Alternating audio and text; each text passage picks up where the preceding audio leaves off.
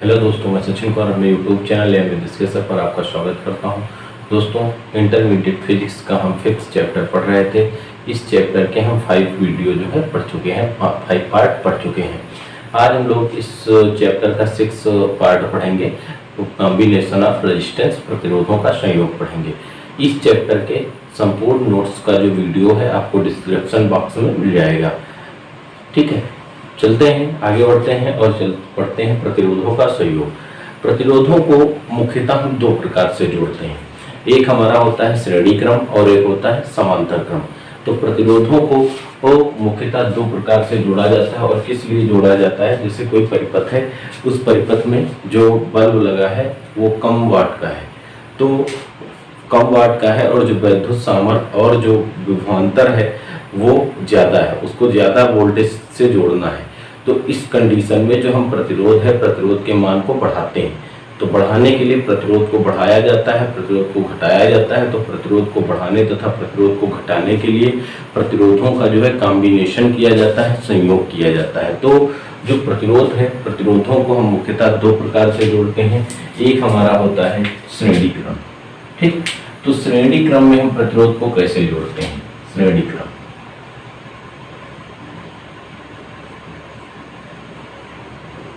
श्रेणी क्रम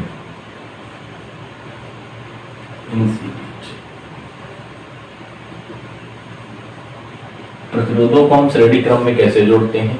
हमने आपको बताया था कि जैसे हमारे कई प्रतिरोध होते हैं, जैसे ये हमारा पहला तार हो गया, ये हमारा दूसरा तार हो गया, ये हमारा तीसरा तार हो गया। तो इनको हम श्रेणी क्रम में कैसे जोड़ते हैं? और हमें इन तारों को इस बैटरी के साथ जोड़ना है, जिसका विभवांतर कितना है? V। तो देखिए हम इनको कैसे जोड़ेंगे। ये हमारा बैटरी का पहला सिरा है, धन सिरा। जो लाइन बड़ी होती है उसको धन सिरे से दर्शाते हैं, जो हमारी लाइन छोटी होती है उसको हम ऋण सिरे से दर्शाते हैं। जो बैटरी होती है ये कई सिरों का कॉम्बिनेशन होती है, कई सेलों का कॉम्बिनेशन होती है, ये सेलों को जोड़कर बनाई जाती है। ठीक है, तो ये हमारा बैटरी का धन सिरा हो गया, ये ऋण सिरा हो गया।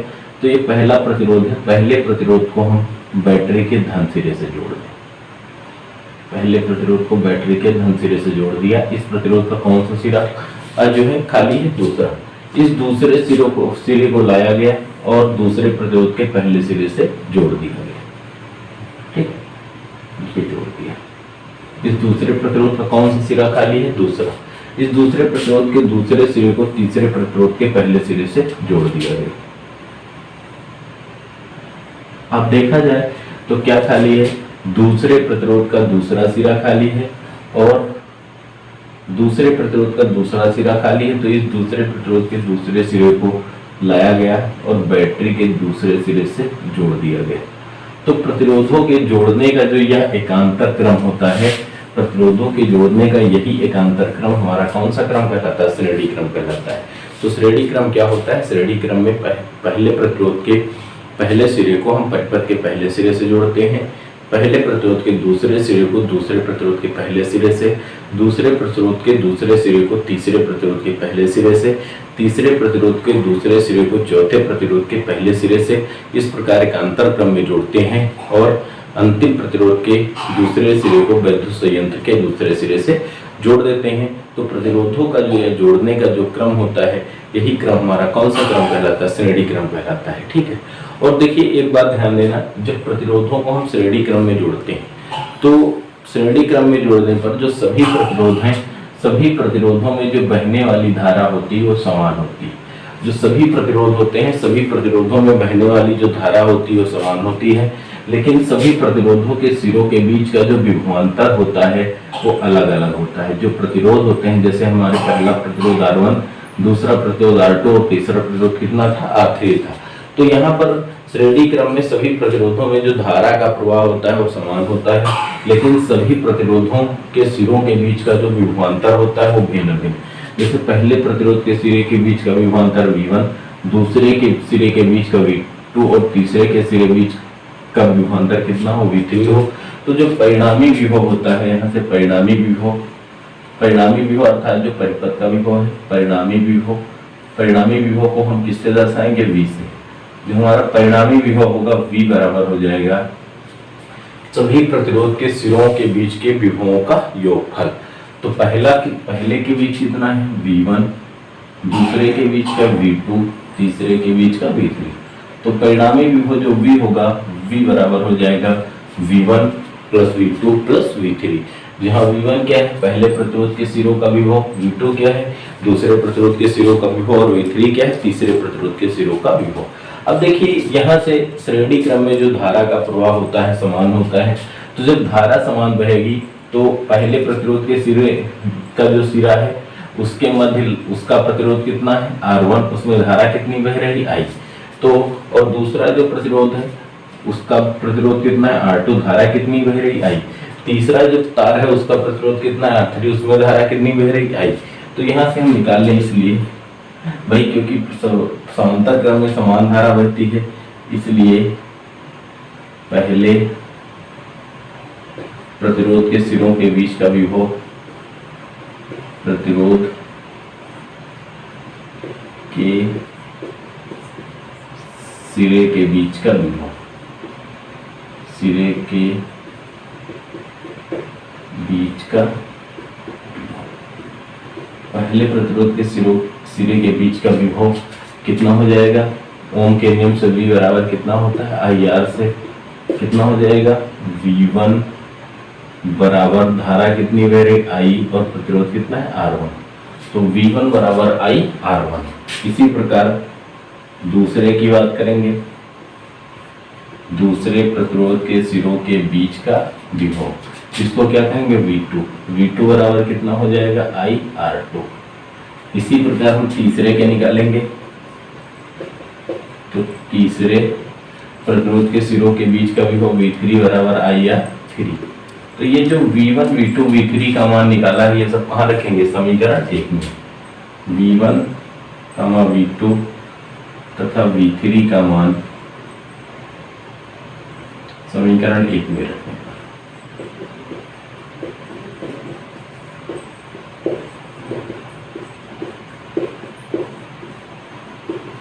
समीकरण 1 में रखेंगे, समीकरण 1 हमारा क्या है V बराबर V1 के स्थान पर IR1, V2 के स्थान पर IR2, V3 के स्थान पर IR3। ठीक, ये हो जाएगा। अगर हम कह दें ये जो हमारा तार था, इस तार में इस प्रतिरोध के सिरों के मध्य एक ऐसा हम तार प्रयुक्त करें, इन तीनों तारों के स्थान पर एक ऐसा हम तार प्रयुक्त करें जिसका प्रतिरोध कितना हो R, बहने वाली धारा कितनी हो I और विभव कितना हो V। तो उस कंडीशन में V बराबर कितना हो जाएगा IR। यहाँ से हम लिखेंगे यदि इन तीनों तारों के स्थान पर एक ऐसा तार प्रयुक्त करें जिसके सिरों का विभवांतर V, बहने वाली धारा I और प्रतिरोध कितना हो R हो, तो इस कंडीशन में V बराबर कितना हो जाता है IR। इसलिए समीकरण 2 से V के स्थान पर कितना रखेंगे IR। तो IR बराबर इधर कितना लिखा है IR1 plus IR2 plus IR3। ठीक, तो IR बराबर इसमें क्या कॉमन ले सकते हैं I, तो कितना बचेगा R1 plus R2 plus R3। ये I से I कट जाएगा, जो R होगा वो हो जाएगा R1 plus R2 plus R3। R हमारा कुल प्रतिरोध है R1 पहले तार का प्रतिरोध, R2 दूसरे तार का प्रतिरोध, R3 तीसरे तार का प्रतिरोध। तो जब हम प्रतिरोधों को श्रेणी क्रम में जोड़ते हैं तो श्रेणी क्रम में जोड़ने पर परिपथ का जो तुल्य प्रतिरोध होता है वो समस्त तारों के प्रतिरोधों के योगफल के बराबर होता है। देखिए समांतर क्रम में जो तुल्य प्रतिरोध निकलता है वो जो तार के सबसे अधिक जिस तार का प्रतिरोध होता है उससे भी क्या होता है अधिक होता है, अर्थात श्रेणी क्रम में जोड़ने पर तुल्य प्रतिरोध का मान जो होता है वो सबसे अधिक होता है। ठीक, और जब परिपथ को हम श्रेणी क्रम में जोड़ते हैं तो श्रेणी क्रम में जोड़ने पर धारा का जो प्रवाह होता है वो क्या होता है समान होता है, और सभी तार के सिरों के बीच का जो विभवांतर होता है वो अलग अलग होता है। नेक्स्ट टॉपिक दिया है समांतर क्रम में। समांतर क्रम क्या होता है, जब हमारे सारे प्रतिरोध दिए होते हैं, जब हम समांतर क्रम में प्रतिरोधों को जोड़ते हैं तो जो तुल्य प्रतिरोध होता है उसका जो मान होता है बहुत कम होता है। तार का जो सबसे कम प्रतिरोध होगा उससे भी क्या होता है कम होता है। तो तुल्य प्रतिरोध जो होता है समांतर क्रम में बहुत कम हो जाता है, और समांतर क्रम में जो प्रतिरोध होते हैं सभी प्रतिरोधों के बीच का जो विभवांतर होता है वो समान होता है, लेकिन सभी प्रतिरोधों में जो बहने वाली धारा होती है वो अलग अलग होती है। तो समांतर क्रम क्या होता है, जैसे हमारे सभी प्रतिरोध हैं, कई प्रतिरोध दिए हैं और सभी प्रतिरोधों का जो पहला वाला सिरा है, ये जैसे हमारा पहला प्रतिरोध हो गया, ठीक, और ये हमारा दूसरा प्रतिरोध हो गया, ये हमारा तीसरा प्रतिरोध, ठीक। अब क्या करें, ये तीनों प्रतिरोधों के ये पहले सिरे हैं और इधर वाले दूसरे सिरे हैं, इनको हमें समांतर क्रम में जोड़ना है। तो समांतर क्रम में कैसे जोड़ेंगे, ये पहला प्रतिरोध है, पहले प्रतिरोध के पहले सिरे को दूसरे प्रतिरोध के पहले सिरे को और तीसरे प्रतिरोध के पहले सिरे को संयुक्त रूप से जोड़ दिया। दूसरी तरफ देखते हैं, पहले प्रतिरोध के दूसरे सिरे को दूसरे प्रतिरोध के दूसरे सिरे को और तीसरे प्रतिरोध के दूसरे सिरे को संयुक्त रूप से जोड़ दिया। अब इनको क्या किया जाए, पहले सिरे को संयुक्त रूप से एक बैटरी के साथ और दूसरे सिरे को संयुक्त रूप से एक बैटरी के साथ जोड़ देते हैं। तो जोड़ने पर जो क्रम बनता है उस क्रम को हम कौन सा क्रम कहते हैं, समांतर क्रम। समांतर क्रम क्या होगा, समांतर क्रम जो होगा क्या होगा भाई, जब सभी प्रतिरोधों के पहले सिरों को संयुक्त रूप से परिपथ के पहले सिरे से और सभी प्रतिरोधों के दूसरे सिरों को संयुक्त रूप से परिपथ के दूसरे सिरे से जोड़ देते हैं, तो प्रतिरोधों के जोड़ने का जो यह क्रम होता है, यह क्रम हमारा कौन सा क्रम कहलाता है, समांतर क्रम कहलाता है, ठीक। कौन सा क्रम, समांतर क्रम कहलाता है। और देखिए जो समांतर क्रम होता है, समांतर क्रम में जो धारा बहती है वो भिन्न भिन्न होती है। ये धारा आई थी, यहाँ से धारा के टोटल कितने मार्ग हो गए, 3। तो जैसे ऊपर वाले में धारा कितनी जा रही, I1, दूसरे में I2, तीसरे में I3। लेकिन ये जो धारा I होगी ये सभी प्रतिरोधों में बहने वाली धाराओं के योगफल के क्या होगी, बराबर। यहाँ पर पुनः धारा कितनी हो जाएगी, I हो जाएगी, ठीक। और जो विभवांतर होता है वो सभी प्रतिरोध के सिरों के बीच का जो विभवांतर होता है वो समान होता है। तो यहाँ पर धारा I आई है और यहाँ से आने के पश्चात जैसे ये हम मान ले बिंदु A और ये हम मान ले बिंदु B, तो बिंदु A पर धारा का बंटवारा हो गया है। जो पहला प्रतिरोध था उसमें धारा R1 है, जो दूसरा प्रतिरोध है, पहला जो प्रतिरोध है उसमें धारा I1 है, दूसरे प्रतिरोध में धारा I2 और तीसरे प्रतिरोध में धारा I3। तो यहाँ से अगर हम निकाल लें परिणामी धारा या कुल धारा, परिणामी धारा जो है वो I बराबर है, परिणामी का मतलब कुल धारा जो I है वो बराबर है I1 plus I2 plus I3। जहाँ I1 क्या है, पहले प्रतिरोध में बहने वाली धारा, I2 क्या है, दूसरे प्रतिरोध में बहने वाली धारा, और I3 क्या है, तीसरे प्रतिरोध में बहने वाली धारा। समांतर क्रम में सभी प्रतिरोध के सिरों के बीच का जो विभवांतर होता है वो क्या होता है, समान होता है। इसलिए हम निकाल लें यहाँ से पहले प्रतिरोध में बहने वाली धारा,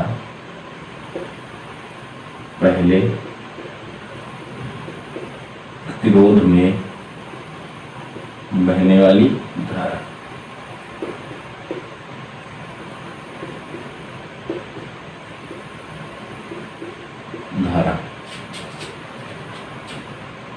R बराबर होता है V अपान I ओम के नियम से। तो I बराबर कितना हो जाएगा, V अपान R। पहले प्रतिरोध में बहने वाली धारा I1 बराबर पहले प्रतिरोध के सिरों के बीच का विभवांतर V और प्रतिरोध कितना है R1, ठीक, V अपान R1। दूसरे प्रतिरोध में बहने वाली धारा I2 बराबर V अपान R2। तीसरे प्रतिरोध में बहने वाली धारा I3 बराबर V अपान R3 हो जाएगी, ठीक। ये दूसरे में हो गई और ये तीसरे में हो गई। ये जो I1, I2, I3 का मान निकाला है इसको रख दे समीकरण 1 में। इसलिए समीकरण 1 से कितना हो जाएगा, I बराबर I1 का मान कितना आया है, V अपान R1, I2 का V अपान R2, I3 का V अपान R3, ठीक। अब यहां से हम कह दें ये जो तीनों तार हैं इन तीनों तारों के स्थान पर एक ऐसा तार प्रयुक्त करें जिसका विभव V, बहने वाली धारा I और प्रतिरोध कितना हो R, तो R बराबर कितना हो जाएगा V/I। यहाँ से वही पुरानी बात लिखने के पश्चात कितना लिख सकते हैं, यहाँ से I जो है I बराबर कितना हो जाएगा V/R बराबर V/R1 plus V/R2 plus V/R3। V/R बराबर V है कॉमन, ये हो जाएगा 1/R1 plus 1/R2 plus 1/R3। V से V कट जाएगा, 1/R बराबर 1/R1 plus 1/R2 plus 1/R3। R कौन सा प्रतिरोध है, परिणामी प्रतिरोध। R1 पहले तार का प्रतिरोध, R2 दूसरे तार का प्रतिरोध और R3 तीसरे तार का प्रतिरोध। जब प्रतिरोधों को हम समांतर क्रम में जोड़ते हैं तो तुल्य प्रतिरोध का मान बहुत कम होता है, और जो परिणामी प्रतिरोध होता है वो सभी प्रतिरोधों के व्युत्क्रमों के योगफल के बराबर होता है। अगला टॉपिक है वैद्युत ऊर्जा। वैद्युत ऊर्जा क्या होती है? जैसे हमारा कोई चालक तार है, जब इस चालक तार को हम बैटरी से जोड़ देते हैं, ठीक, बैटरी से जोड़ते हैं तभी तो चालक तार में धारा का क्या होता है, प्रवाह होता है। और अगर तार ऐसे ही रखा हुआ है तो क्या उसमें धारा प्रवाहित होगी? नहीं होगी, रखा रहेगा। लेकिन जब चालक तार को हम बैटरी से जोड़ते हैं तो चालक तार में धारा बहने लगती है। थोड़ी समय पश्चात जब हम देखते हैं तो चालक तार क्या होता है, हीट हो जाता है, अर्थात उसमें ऊष्मा उत्पन्न होती है। तो यही जो ऊष्मीय ऊर्जा होती है, कौन सी ऊर्जा कहलाती है? वैद्युत ऊर्जा कहलाती है। ये होती क्या है कि जैसे हम चालक तार को के सिरों को बैटरी से जोड़ते हैं तो चालक तार में उपस्थित जो मुक्त इलेक्ट्रॉन होते हैं वो अपने अनुगमन वेग से गति करने लगते हैं, ऋण सिरे से धन सिरे की ओर। और जब गति करते हैं तो ये गति के दौरान क्या करते हैं, धनायनों से टकराते रहते हैं। और जब धनायनों से टकराते हैं तो जो बैटरी द्वारा ली गई ऊर्जा है वो क्या करते रहते हैं, ऊष्मा के रूप में व्यक्त करते रहते हैं, जिससे हमारा तार क्या हो जाता है, तार गर्म हो जाता है। तो यही मुक्त इलेक्ट्रॉनों द्वारा बैटरी से जो ली गई ऊर्जा होती है, यही ऊर्जा आपकी कौन सी ऊर्जा कहलाती है, वैद्युत ऊर्जा कहलाती है। तो वैद्युत ऊर्जा क्या होगी, जब किसी चालक तार के सिरों को हम बैटरी से जोड़ते हैं तो इसमें उपस्थित जो मुक्त इलेक्ट्रॉन होते हैं वो गति करने लगते हैं और धारा का प्रवाह होता है। ये मुक्त इलेक्ट्रॉन गति के दौरान धनायनों से बार बार टकराते रहते हैं, जिसके कारण ये बैटरी से ली गई ऊर्जा को ऊष्मा के रूप में व्यय करते रहते हैं, जिससे तार का ताप क्या होता है, बढ़ जाता है। और यही जो उत्पन्न ऊष्मीय ऊर्जा होती है, यही ऊष्मीय ऊर्जा कौन सी ऊर्जा कहलाती है, वैद्युत ऊर्जा कहलाती है। जैसे हमने माना कोई हमारा चालक तार है, उस चालक तार में आई धारा T समय तक प्रवाहित हो रही है। आई धारा कितने समय तक, T समय तक प्रवाहित होती है। तो चालक तार का आवेश कितना होगा, प्रवाहित हो तो चालक तार का आवेश, तो चालक तार का जो आवेश होगा कितना होगा, चालक तार का आवेश Q बराबर IT, Q बराबर कितना हो जाएगा, IT, जहाँ I क्या है, चालक तार में बहने वाली धारा, और T क्या है, समय। Q हमारा क्या हो जाएगा, आवेश, ठीक। अब हम ये जो Q आवेश है, Q आवेश को जो बैटरी द्वारा जोड़ा है, भाई मुक्त इलेक्ट्रॉन भी तो गति करने लगे हैं, और मुक्त इलेक्ट्रॉनों का आवेश कितना है, Q। यहाँ से Q आवेश V वोल्ट विभवांतर के अंतर्गत, भाई बैटरी से जोड़ा तो विभवांतर ही तो आरोपित किया है, Q आवेश को V वोल्ट विभवांतर के अंतर्गत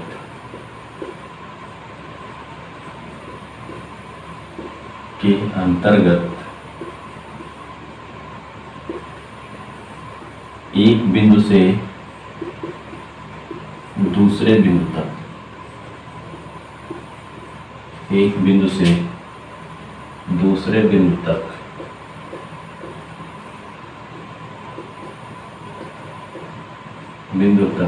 ले जाने में किया गया कार्य।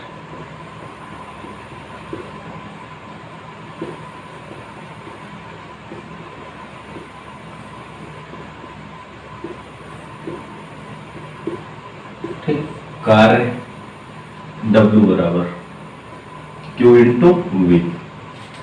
कहां से, विभव की परिभाषा से हम लोगों ने पढ़ा है जो V बराबर होता है वो W अपान कितना होता है Q। V बराबर होता है W अपान Q, जहाँ V होता है विभव, W होता है ले जाने में किया गया कार्य और Q होता है आवेश की मात्रा।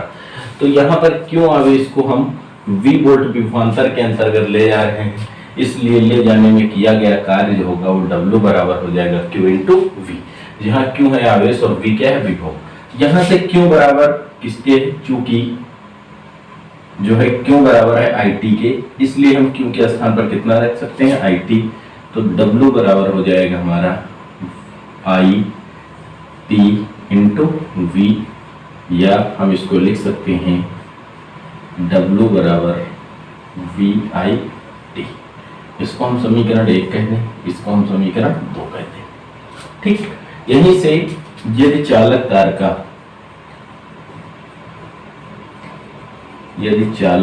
का प्रतिरोध R हो, चालक तार का प्रतिरोध कितना हो R, तो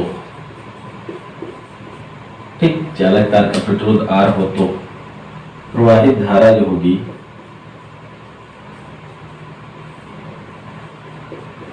I बराबर कितनी होगी V अपान R, जहां V होगा चालक तार का प्रतिरोध विभवांतर और R हो जाएगा चालक तार का प्रतिरोध, इसलिए वे ऊर्जा, और यही वे ऊर्जा वैद्युत ऊर्जा कहलाती है।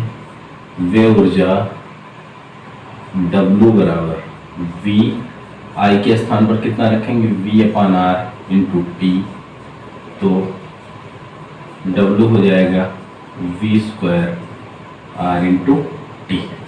ठीक, यदि चूंकि यहां से और एक बात, चूंकि V बराबर होता है IR के, इसलिए वे ऊर्जा हम ये भी लिख सकते हैं, वे ऊर्जा कितना लिख सकते हैं W बराबर IR के स्थान पर, V के स्थान पर लिखेंगे IR स्क्वायर, ठीक, वैल्यू रखेंगे इंटू T अपान R, ये हमारा मिलेगा, हो जाएगा I square R square T upon R, तो एक R से एक R कट जाएगा, वे ऊर्जा जो होगी W बराबर हो जाएगी I square R into T। ठीक, तो यहाँ से एक वे ऊर्जा का जो व्यंजक आया Q इंटू V आया, ये हम कब निकाल सकते हैं जब आवेश और विभव दिया हो, तो वे वैद्युत ऊर्जा W बराबर Q इंटू V होता है। अगर विभव दिया है, धारा दी है और समय दिया है, तो वे वैद्युत ऊर्जा W बराबर होती VIT। यदि आपका विभवांतर दिया है, प्रतिरोध दिया है और समय दिया है, तो वे हुई वैद्युत ऊर्जा W बराबर होता है V स्क्वायर T अपान R। ठीक, और अगर धारा, प्रतिरोध और समय दिया हो तो वे वैद्युत ऊर्जा W बराबर होती है I स्क्वायर RT। अगर इन चारों को हम संयुक्त करें, ठीक, इन चारों समीकरणों को संयुक्त करने पर क्या लिख सकते हैं, समीकरण 1, 2, 3 तथा 4 को संयुक्त करने पर, 1, 2, 3 तथा 4 को क्या करने पर, संयुक्त करने पर, जब हम इन चारों समीकरणों को संयुक्त करेंगे तो संयुक्त करने पर कितना हो जाएगा, W बराबर QV बराबर VIT बराबर V स्क्वायर T अपान R बराबर I स्क्वायर RT। और ये सब के मात्रक क्या होंगे, ये जो सारी वे ऊर्जा आएगी वो किस में आएगी, जूल में। किस में आएगी, जूल में। ठीक, तो वे वैद्युत ऊर्जा W बराबर QV बराबर VIT बराबर V स्क्वायर T अपान R बराबर I स्क्वायर RT। जब किसी चालक तार के सिरों को हम बैटरी से जोड़ते हैं तो इसमें उपस्थित मुक्त इलेक्ट्रॉन गति करते हैं, जिसके दौरान चालक तार में धारा बहती है। गति के दौरान ये मुक्त इलेक्ट्रॉन धनायनों से बार बार टकराते रहते हैं और बैटरी द्वारा ली गई ऊर्जा को उष्मा के रूप में व्यय करते हैं, जिसके कारण तार का ताप बढ़ जाता है, अर्थात ऊष्मीय ऊर्जा उत्पन्न होती है। और यही जो उत्पन्न ऊष्मीय ऊर्जा होती है कौन सी ऊर्जा कहलाती है, या ऊर्जा व्यय होती है, और यही व्यय ऊर्जा जो होती है कौन सी ऊर्जा कहलाती है, वैद्युत ऊर्जा कहलाती है। ठीक, आगे हम इसी में पढ़ेंगे वैद्युत शक्ति। वैद्युत शक्ति अथवा सामर्थ्य।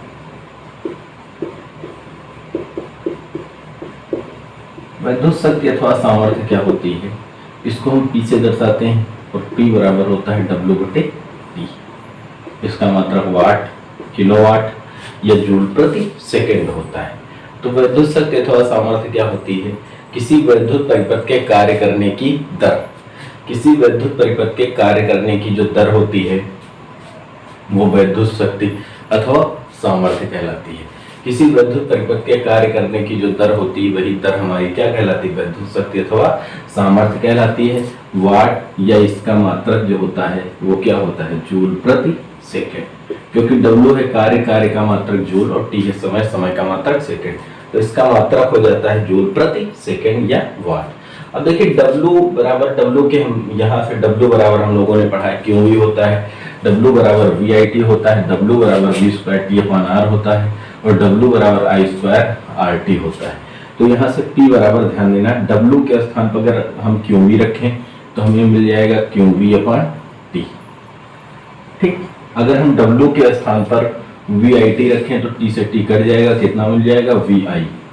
अगर यहीं से W के स्थान पर V²T/R रखें तो T से T कट जाएगा, हो जाएगा V²/R। W के स्थान पर I²RT रखें तो T से T कटेगा, ये कितना आएगा, I²R। यही हो जाएगी परिपथ की वैद्युत शक्ति अथवा सामर्थ्य और इस सब का मात्रक क्या होगा, वाट। ठीक, तो किसी वैद्युत परिपथ के कार्य करने की दर जो होती है उसकी शक्ति अथवा सामर्थ्य कहलाती है और शक्ति अथवा सामर्थ्य P बराबर कितना होता है, W/T। यहीं से अगर Q और V का मान दिया हो तो वह वैद्युत ऊर्जा QV होगी, अगर VI के पदों में दिया होगा तो सामर्थ्य P बराबर VI होगी, अगर V और R के पदों में दिया होगा तो सामर्थ्य P बराबर V²/R हो जाएगी। ठीक, आवश्यकता अनुसार हम इन सूत्रों का यूज करके वैद्युत शक्ति अथवा सामर्थ्य निकाल सकते हैं। किलोवाट घंटा या यूनिट। किलोवाट घंटा या यूनिट क्या होता है, जैसे हम लोग व्यय विद्युत ऊर्जा होती है तो इस व्यय विद्युत ऊर्जा का जो भुगतान होता है वो हम किस में करते हैं, यूनिटों में करते हैं। ठीक, तो किलोवाट घंटा अथवा यूनिट जो होता है ये भी एक क्या है, ऊर्जा का मात्रक होता है। ये भी एक तरीके से कह सकते हैं ऊर्जा का मात्रक होता है। जो किलोवाट घंटा होता है ये हमारा ऊर्जा का बड़ा मात्रक होता है। जब किलोवाट घंटा को हम कह सकते हैं कि जब 1 किलोवाट सामर्थ्य होता है, जब कोई परिपथ दिया हो उस परिपथ की सामर्थ्य कितनी हो, 1 किलोवाट। ठीक, उस परिपथ की सामर्थ्य कितनी हो, 1 किलोवाट सामर्थ्य वाला जो वैद्युत परिपथ होगा, ठीक, वो 1 घंटे में, कितने में, 1 घंटे में जितनी वैद्युत ऊर्जा व्यय करेगा, 1 किलोवाट सामर्थ्य वाला वैद्युत परिपथ 1 घंटे में जितनी ऊर्जा व्यय करेगा वही व्यय ऊर्जा किलोवाट घंटा या क्या कहलाती है, यूनिटों की संख्या कहलाती है। तो किलोवाट घंटा या यूनिटों की संख्या क्या होती है, 1 किलोवाट सामर्थ्य वाला वैद्युत परिपथ 1 घंटे में जितनी ऊर्जा व्यय करता है वही जो व्यय ऊर्जा होती है व्यय ऊर्जा किलोवाट घंटा अथवा यूनिटों की संख्या कहलाती है। ठीक, 1 किलोवाट घंटा बराबर होता है 1 किलोवाट घंटा बराबर हम लिख सकते हैं 1, इसको गुणे में 1 किलोवाट गुणे 1 घंटा, और 1 किलोवाट बराबर कितने होते हैं, 1000 वाट, और 1 घंटे में कितने सेकंड, सेकंड होते हैं 3600। 1 घंटे में हमारे कितने सेकंड होते हैं, 3600 सेकंड होते हैं। ठीक है, तो 1 किलोवाट घंटा को हम 1 किलोवाट गुणे 1 घंटा लिख सकते हैं। 1 किलोवाट बराबर 1000 वाट और 1 घंटा बराबर 3600 सेकंड। 1 2 3 4 5 5 जीरो, इसको हम 36 गुणे 10 की घात 5 वाट सेकंड लिख सकते हैं। या दशमलव यहाँ पर है, एक अंक और आगे बढ़ा दे तो इसको हम एक अंक आगे ले जाएंगे, 10 की घात 5 है प्लस 1 ऐड हो जाएगा, 3.6 गुणे 10 की घात 6 वाट सेकंड। ये जो हमारा वाट सेकंड होता है, इस वाट सेकंड को हम क्या कहते हैं, जूल। तो ये हो जाएगा 3.6 गुणे 10 की घात 6 जूल। 1 किलोवाट घंटा बराबर हो जाएगा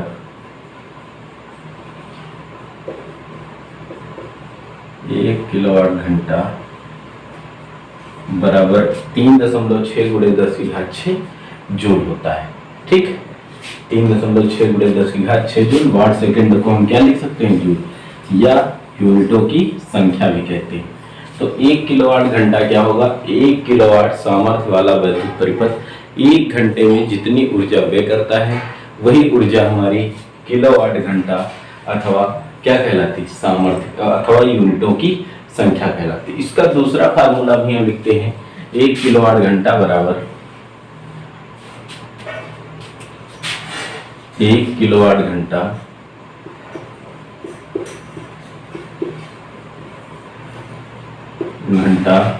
या यूनिटों की संख्या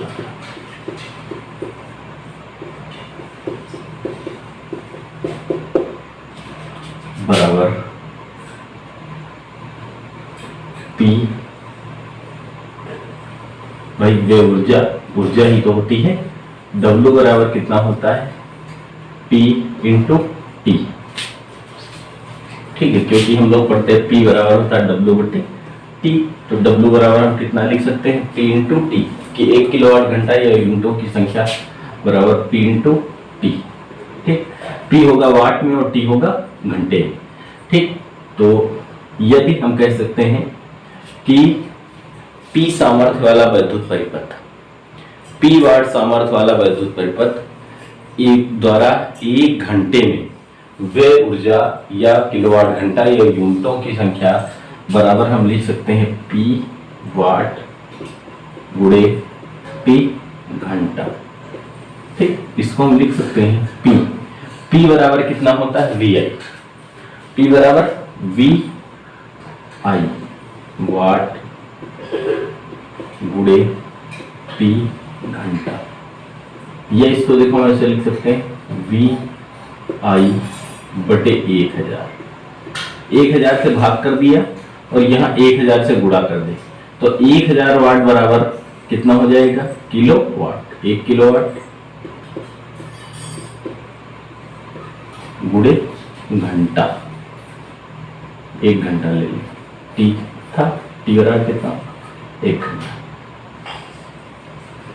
ये चलो टी है। ठीक, तो कितना लिख सकते हैं? यूनिटों की संख्या बराबर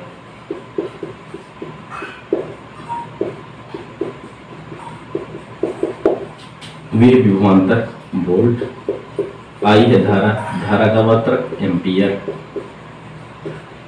और टी समय का मात्रक घंटा। वोल्ट एम्पियर घंटा बटे 1000। ये भी हम यूनिटों की संख्या का फार्मूला निकाल सकते हैं, वोल्ट गुणे एम्पियर गुणे घंटा बटे 1000। ठीक, ये किलोवाट घंटा अथवा यूनिटों की संख्या का एक फार्मूला ये भी होता है। एक क्वेश्चन दिया गया है कि एक बल्ब पर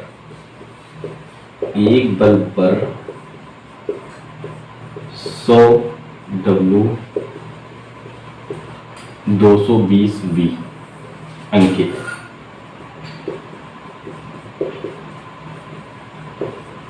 एक बल्ब पर इतना लिखा गया, एक बल्ब पर 100 W 220 V अंकित है।